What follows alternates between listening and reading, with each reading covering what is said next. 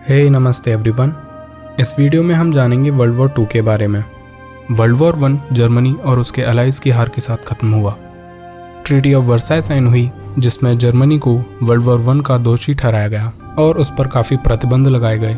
World war से हुए नुकसान की भरपाई के लिए जर्मनी पर काफ़ी बड़ा फाइन लगाया गया जिसकी कीमत आज के समय में लगभग 27,000 करोड़ डॉलर होगी।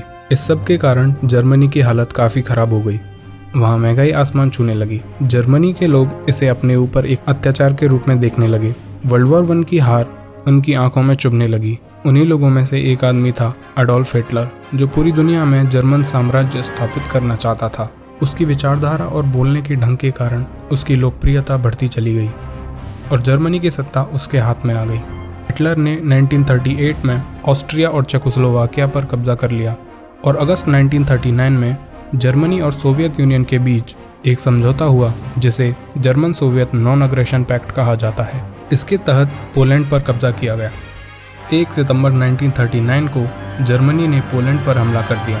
इसके जवाब में ब्रिटेन और फ्रांस ने जर्मनी के खिलाफ युद्ध की घोषणा कर दी क्योंकि फ्रांस और ब्रिटेन ने पोलैंड की रक्षा का वादा किया था। जर्मनी के हमला करने के 16 दिन बाद सोवियत यूनियन ने भी पोलैंड पर हमला कर दिया। 27 सितंबर 1939 को पोलैंड ने सरेंडर कर दिया। जर्मनी और सोवियत यूनियन ने पोलैंड को आपस में बांट लिया। उसके बाद जर्मनी ने डेनमार्क और नॉर्वे पर आक्रमण कर दिया और फिर पश्चिमी यूरोप की तरफ रुख किया, जहां पर जर्मन सेना ने बेल्जियम, नीदरलैंड और लग्जमबर्ग जैसे देशों पर कब्जा कर लिया। इसके साथ ही जर्मनी ने उत्तरी फ्रांस पर भी कब्जा कर लिया। जैसे जर्मनी में एडोल्फ हिटलर था, उसी तरह से इटली का तानाशाह था बेनिटो मुसोलिनी, जो कि बरसों से टूटे हुए रोमन एम्पायर को वापस खड़ा करना चाहता था और इसके लिए उसने हिटलर के साथ संधि कर ली और फ्रांस और ब्रिटेन के खिलाफ युद्ध की घोषणा कर दी। वहीं दूसरी तरफ जर्मनी की वायुसेना ने ब्रिटेन पर हवाई हमले शुरू कर दिए, पर ब्रिटेन को हराने में नाकामयाब रही। एक दूसरे की ज़मीन को हथियाने का लालच सभी को था और इसी लालच के कारण जापान भी युद्ध में उतर आया। 22 सितंबर 1940 को जापान, इटली और जर्मनी ने एक्सिस पावर्स का गठन किया। एक्सिस पावर्स के खिलाफ लड़ने वाले देशों को अलाइड पावर्स कहा जाने लगा। नवंबर 1940 में रोमानिया, हंगरी और बुल्गारिया एक्सिस पावर्स में शामिल हो गए और उनके पड़ोसी देश यूगोस्लाविया और ग्रीस पर एक्सिस के द्वारा कब्जा कर लिया गया। जर्मनी ने सोवियत यूनियन के साथ विश्वासघात करते हुए उस पर ऑपरेशन बारबरोसा के तहत हमला कर दिया। ये देखते हुए सोवियत यूनियन अलाइज में शामिल हो गया। सोवियत सैनिकों ने जल्द ही जर्मन सैनिकों को रोक लिया।